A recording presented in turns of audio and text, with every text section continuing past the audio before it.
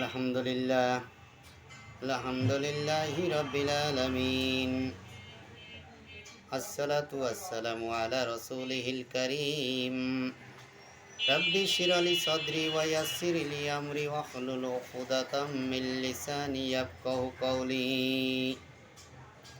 সমস্ত প্রশংসা সেই মহান আল্লাহ রাব্বুল আলামিনের জন্য, যিনি সমগ্র জগৎ সৃষ্টি করেছেন এবং এ দুইয়ের মধ্যখানে যা কিছু আছে সব কিছু সৃষ্টি করেছেন। দরুদ ও সালাম পেশ করছি মানবতার মুক্তির দিশারি নবী মুহাম্মদ রাসূলুল্লাহ সাল্লাল্লাহু আলাইহি ওয়াসাল্লামের উপর। আল্লাহ রাব্বুল আলামিন কোরআনে আমাদেরকে চ্যালেঞ্জ ছুড়ে দিয়েছেন। আল্লাহ তাআলা এত নিয়ামত আমাদেরকে দিয়েছেন, তারপরেও আমরা আল্লাহ তাআলার সঙ্গে নাফরমানি করি, আল্লাহ তাআলার শুকরিয়া পর্যন্ত আমরা আদায় করি না।